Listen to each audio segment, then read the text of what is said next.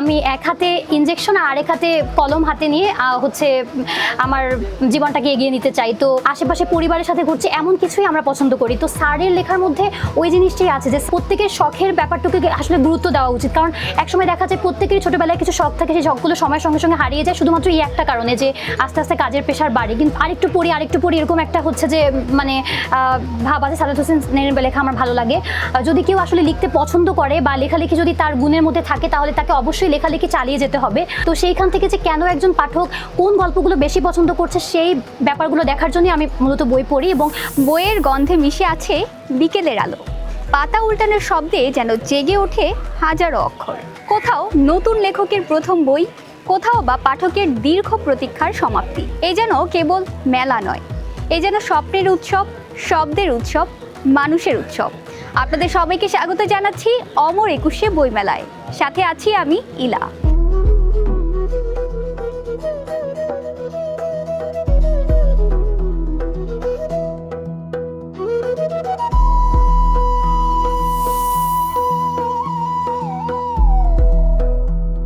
দর্শক, এই মেলার ভিড়ের মধ্যেই হয়তো দাঁড়িয়ে আছেন কোনো স্বপ্নবাজ মানুষ, যিনি তার নির্ঘুম রাত, অগণিত প্রত্যাখ্যান আর অসীম ধৈর্য নিয়ে লেখা বইটি পাঠকদের হাতে তুলে দিচ্ছেন। আজকে আমরা সেই স্বপ্নবাজ মানুষদের সাথেই কথা বলবো, জানবো তাদের লেখালেখির সংগ্রাম। আমাদের আজকের আয়োজন শখের মেলা প্রেজেন্টস অক্ষরের গল্প। আজকে আমাদের সাথে আছেন মুবাসসিরা তাসনিম মৌমিতা। চলুন তার সাথে কথা বলে জেনে নিই তার লেখালেখির গল্প। কেমন আছেন? জি আলহামদুলিল্লাহ ভালো আছি।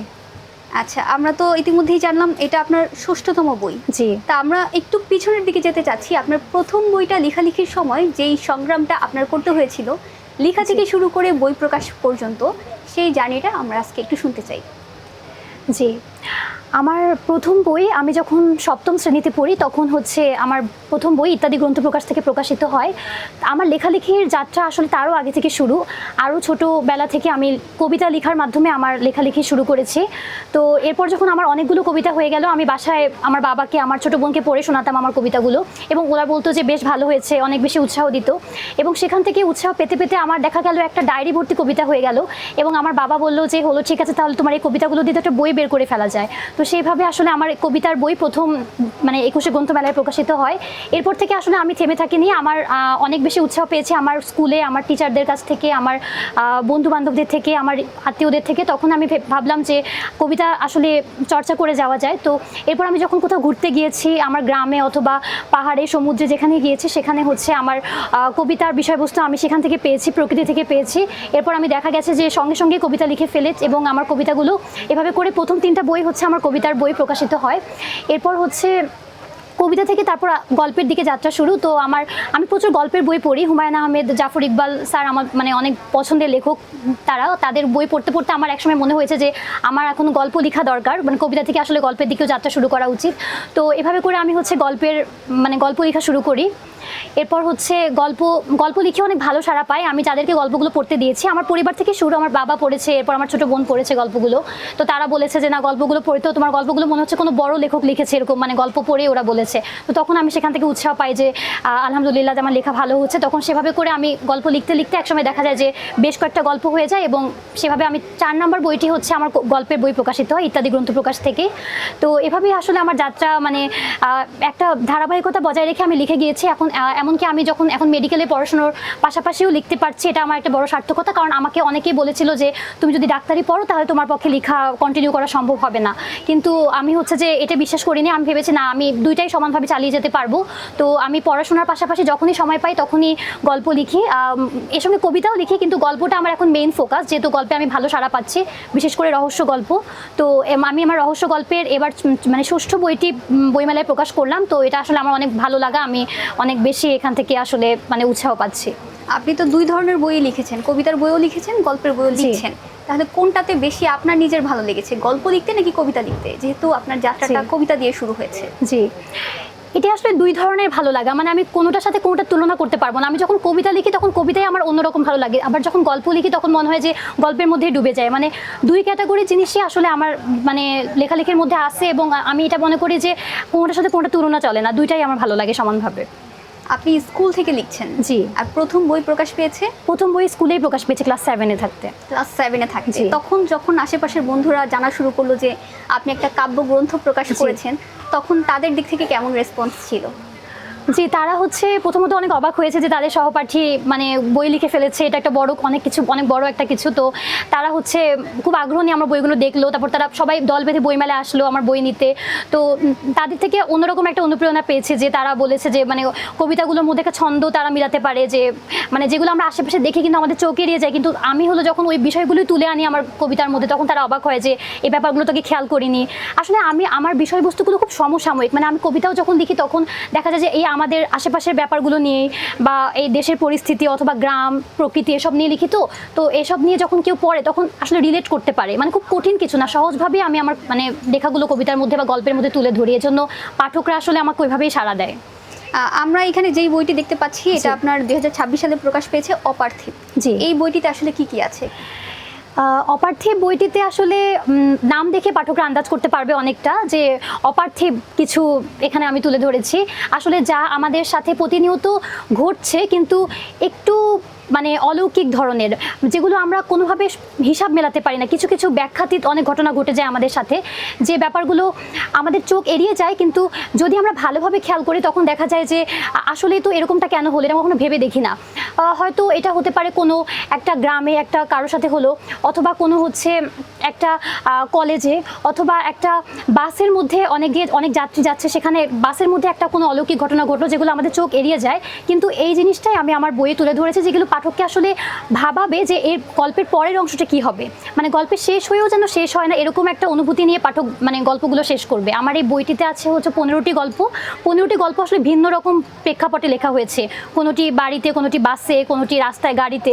তো হচ্ছে যে প্রতিটি গল্পের মধ্যে মানে পাঠক প্রতিটি মুহূর্তে ভাববে যে এর পরের অংশটি কি হতে চলেছে, বা এটি কেন হলো, এরকম কেন হলো, মানে হিসাব মেলানো যাবে না, এরকম কিছু গল্প নিয়ে আমি আসলে আমার বইয়ের মধ্যে তুলে ধরেছি।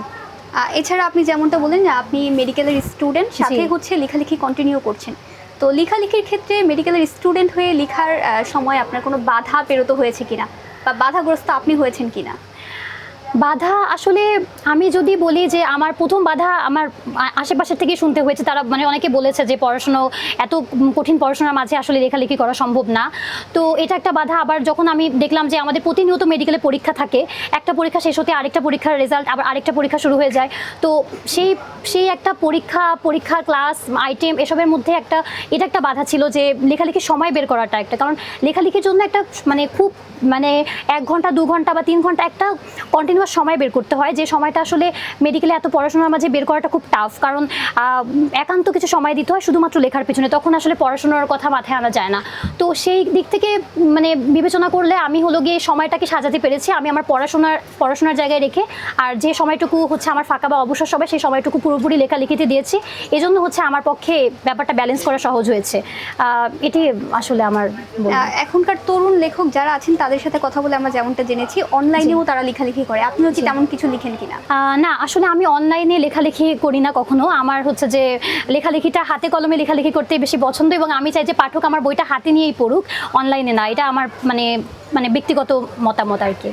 এখন তো বই অনেকে হচ্ছে পিডিএফ লিঙ্ক থেকে পড়ছে বা অনলাইনে অডিও বুক থেকে পড়ছে, তো তাদের উদ্দেশ্যে আপনি কি বলবেন, যে হার্ড কপি পড়বে তারা, নাকি হচ্ছে অনলাইন থেকে যেভাবে পড়তে পারছে তারা সেভাবেই সেটার ধারা বজায় রাখবে? আমার মনে হয় আসলে বই হাতে নিয়ে হার্ড কপি বই যেটা আপনি বললেন, সেটা হচ্ছে যে হাতে নিয়ে বই পড়ার মধ্যে একটা অন্যরকম অনুভূতি কাজ করে। এটা আমি ছোটোবেলা থেকে আমি কখনো অনলাইনে বই পড়িনি, আমার অনেক বন্ধু বান্ধবদের পড়তে দেখেছি। তো আমি আমার তরুণদের উদ্দেশ্যে বলবো, বা যারা অ্যাকচুয়ালি পাঠক তাদের উদ্দেশ্যে বলবো, তারা মানে মেলায় এসে যখন একটা বই কিনবে বা বইয়ের পাতাগুলো উল্টাবে, বইয়ের পাতার মধ্যেও কিন্তু একটা গন্ধ থাকে নিজস্ব, যে গল্প মানে একটা গল্প বা কবিতা হাতে ছুঁয়ে পড়ার মধ্যে যে আনন্দ, সেই আনন্দ আসলে অনলাইনে মানে স্ক্রিনের দিকে তাকিয়ে আসলে সে আনন্দ পাওয়া আমার কাছে মনে হয় যে একটু পার্থক্য থাকেই। তো হচ্ছে যারা আসলে পাঠক, যারা বই পড়তে পছন্দ করে, তাদের উচিত হচ্ছে বই এসে কেনা, মেলায় এসে বই কেনা, অথবা মানে বই সংগ্রহ করে কেনা, তারা হলো বই পড়ার মধ্যে যে আনন্দ, সেই প্রকৃত আনন্দটা খুঁজে পায়। আপনার বইগুলো কি অনলাইনেও পাওয়া যায়?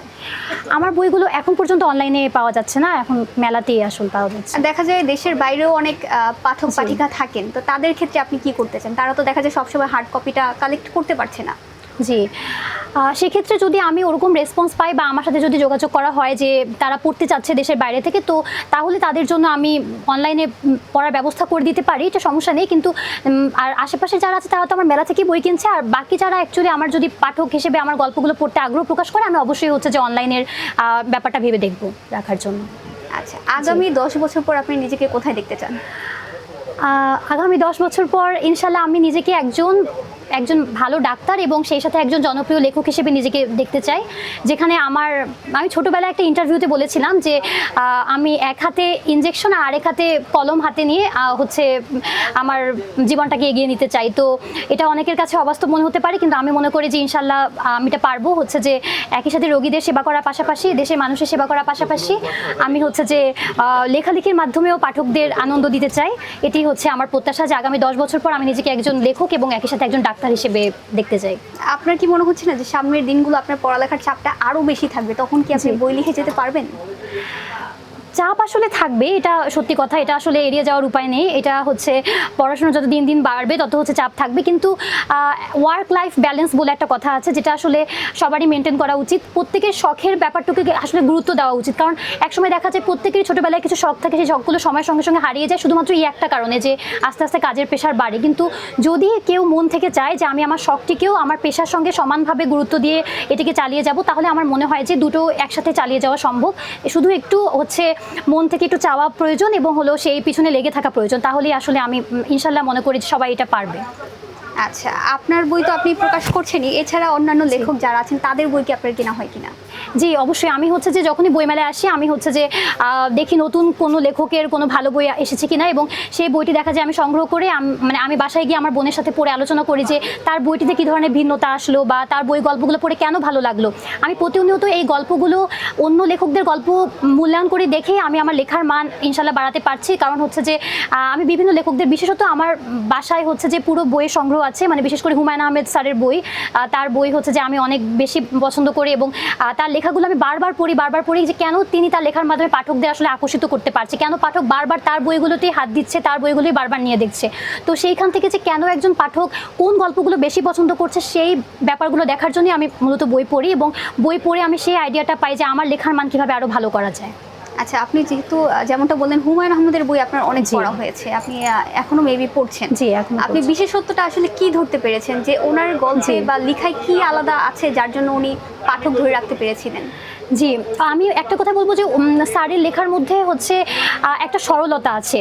আমরা যারা সাধারণ মানুষ তারা আসলে খুব সহজ সাধারণ জিনিস পছন্দ করি, যেগুলো আসলে খুব কঠিন কিছু না, যেন আমাদের বাস্তব জীবনের সঙ্গে ঘটছে বা আমাদের আশেপাশে পরিবারের সাথে ঘটছে এমন কিছুই আমরা পছন্দ করি। তো স্যারের লেখার মধ্যে ওই জিনিসটাই আছে যে স্যার খুব সহজভাবে কোনো কিছু উপস্থাপন করতে পারে এবং পাঠকরা যেন বারবার সেই বিষয়গুলো নিজের মধ্যে উপলব্ধি করতে পারে, বাস্তব জীবনের সঙ্গে উপলব্ধি করতে পারে, সেইভাবে স্যার লিখেন। তো এজন্যই আমার কাছে মনে হয় যে হুমায়ুন আহমেদ স্যারের লেখাগুলো এত বেশি পাঠক নন্দিত, এবং আমি সেইভাবেই মূল্যায়ন করি স্যারের লেখাকে। এখন যারা লিখছেন তাদের মধ্যে থেকে আপনার পছন্দের লেখক কে? এখন যারা লিখছে তাদের মধ্যে আমার সাদাত হোসেন স্যার অনেক ভালো লাগে। তার লেখাগুলো হচ্ছে যে তার উপন্যাসগুলোর মধ্যে একটা মানে আরেকটু পড়ি এরকম একটা হচ্ছে যে মানে ভাব আছে। সাদাত হোসেনের লেখা আমার ভালো লাগে। আর নতুন লেখকদের মধ্যে শিবব্রত বর্মন, তার লেখাও ভালো লাগে। তিনি আরও আগের লেখক, খুব নতুন লেখকের বই আসলে পড়া হয়, কিন্তু তাদের লেখাগুলো আগেকার যে লেখকদের লেখা, সেই লেখাগুলো যেমন বারবার পড়তে ইচ্ছা করে, নতুন লেখকদের মানে গল্পগুলো আসলে সেরকম একটা মানে আমি এখনো পাচ্ছি না। তো তারপরও আমার এর মধ্যে সাদাত হোসেনের লেখা ভালো লাগে। আর তাছাড়া আমি পুরনো লেখকদের বই বেশি পড়ি। আচ্ছা, এখনকার যারা লেখক আছেন তাদের মধ্যে থেকে কাউকে আপনি নিজের কম্পিটিটর মনে করেন কিনা? না, আসলে আমার মনে হয় না লেখালেখি, বই পড়া এগুলোর মধ্যে প্রতিদ্বন্দ্বিতা ব্যাপারটা আসলে আমার কাছে মনে হয় না, কারণ এটি সবার স্বতন্ত্র একটা গুণ। তো সবাই সবার মতো করে লিখবে, কেউ আসলে কারোর মতো হতে হবে বা কারণ লেখালেখি এমন একটা গুণ যেটা হচ্ছে যে এক একজন এক এক রকমভাবে উপস্থাপন করবে। এখন আমি যদি কাউকে অনুকরণ করতে চাই বা আমি যদি মনে করি যে আমার লেখার থেকে তার লেখা ভালো হচ্ছে, তাহলে আমারই আসলে ক্ষতি হচ্ছে, কারণ আমি বড়জোর তার থেকে অনুপ্রেরণা নিতে পারি যে সে কীভাবে লিখছে, সে কীভাবে পাঠকদের আকর্ষিত করছে, সেখান থেকে আমি অনুপ্রেরণা নিই। কিন্তু কখনো আমার এটা মনে হয় না যে তার সঙ্গে আমাকে প্রতিদ্বন্দ্বিতা করতে হবে, কারণ আমার লেখা যদি ভালো হয় পাঠক এমনিতেই আমার লেখা পড়বে, এখানে আসলে প্রতিদ্বন্দ্বিতার ব্যাপারটি আসে না। এখন যারা লিখছেন তাদেরকে উদ্দেশ্য করে কি আপনি কিছু বলতে চান? আচ্ছা, নতুন যারা লিখছে বা হচ্ছে যে নতুন তরুণ লেখক যারা আছে তাদেরকে আমি এটাই বলতে চাই যে লেখালেখিটা আসলে পুরোটাই ভেতর থেকে আসা একটা ব্যাপার। তো হচ্ছে যে যদি কেউ আসলে লিখতে পছন্দ করে বা লেখালেখি যদি তার গুণের মধ্যে থাকে তাহলে তাকে অবশ্যই লেখালেখি চালিয়ে যেতে হবে, কারণ এটা হচ্ছে এমন একটা গুণ যেটা যত বেশি লেখা চর্চা করা যাবে তত বেশি এটা প্রস্ফুটিত হবে। তো আমি বলবো যে লেখালেখি সেটা অনলাইন প্ল্যাটফর্মে হোক কিংবা বইমেলায় প্রকাশ করার মাধ্যমে হোক, যেভাবেই হোক না কেন লেখালেখি চালিয়ে যাওয়া, সেটি যেই প্রফেশনে থাকুক না কেন, আমার মনে হয় যে তরুণ লেখকরা যেন তার লেখালেখি কন্টিনিউ করে সবসময় এবং ভিন্ন স্বাদের কিছু নিয়ে আসে, সবসময় একই ধারায় না লিখে একটু কখনো উপন্যাস, কখনো গল্প, কখনো এই সমসাময়িক ব্যাপারগুলো নিয়ে যেন তারা লিখে, এটাই আমি বলবো। এখনকার জেনারেশন যারা আছেন তারা কিরকম বই পড়ে বলে আপনার ধারণা? এখনকার জেনারেশন আসলে আমি সত্যি কথা বাস্তবিক অর্থে বলি এখন খুবই কম বই পড়ে। আমি আমার নিজের বন্ধু বান্ধবদেরই এখন দেখছি যে তাদের হচ্ছে বই নিয়ে আগ্রহ বা বই নিয়ে উৎসাহটা একটু ভাটা পড়েছে। কারণ আগে আমি যেরকম দেখতাম যে সবাই দল বেঁধে বন্ধু বান্ধবরা মিলে বা স্কুল থেকে একটা গ্রুপ এসে বই কিনছে, কলেজের একটা গ্রুপ এসে বই কিনছে, কিন্তু এখন আমি দেখি যে এখনকার জেনারেশনরা আপনি যেটা বলছিলেন যে অনলাইনে পিডিএফের মাধ্যমে বই পড়া বা ফেসবুকে কিছু লেখা, এগুলোর মধ্যেই তারা সীমাবদ্ধ। তো পাঠকদের একটু ভাটা পড়েছে, কারণ আগেকার মানুষ যারা বই পড়তো তারা কিন্তু তাদের ধারায় অব্যাহত আছে, কিন্তু নতুন জেনারেশন যারা তারা হলো গিয়ে এখন বই কম পড়ছে, তারা হচ্ছে অনলাইন দুনিয়ায় বেশি থাকছে। তো তাদের উদ্দেশ্যে আমি বলবো যে তাদের উচিত আসলে বই পড়ার মাধ্যমে নিজের ভেতরেও যে একটা গুণ থাকতে পারে, তার নিজের লেখালেখিরও একটা গুণ থাকতে পারে। কারণ আমি নিজে দেখেছি, আমি যখন গল্পের বই পড়েছি তখনই আমি জানতে পেরেছি যে আসলে লেখালেখি করা যায়। তো কেউ যদি বই পড়ে তাহলে সে বুঝতে পারবে আসলে তার কোনো গুণ আছে কিনা, বা থাকলেও সেটা বিকশিত করার সুযোগ পাবে। আপনাকে অসংখ্য ধন্যবাদ আজকে আমাদের অক্ষরের গল্প অনুষ্ঠানে সময় দেওয়ার জন্য, এবং আপনার জন্য অনেক অনেক শুভকামনা। জি, আপনাকেও ধন্যবাদ এবং আপনাদের জন্যও শুভকামনা। বইয়ের আলো ম্লান হয় না, অক্ষরের আলো কখনো নিভে যায় না। আজকের গল্পে আমরা জানলাম কিভাবে একজন লেখকের স্বপ্ন শব্দ হয়ে ওঠে, কিভাবে তার সংগ্রাম গল্পে রূপ নেয়, কিভাবে তার ত্যাগ চিরস্থায়ী হয়ে থাকে বইয়ের পাতায়। দর্শক, আপনার মধ্যেও যদি কোনো গল্প জন্ম নেয় তবে তাকে থামিয়ে রাখবেন না, লিখে রাখুন ডায়েরির পাতায়, মোবাইলের নোটে অথবা মনের গোপন কোণে। কে জানে আপনার একটি শব্দ থেকেই তৈরি হতে পারে জীবন পরিবর্তন করে দেওয়া গল্প।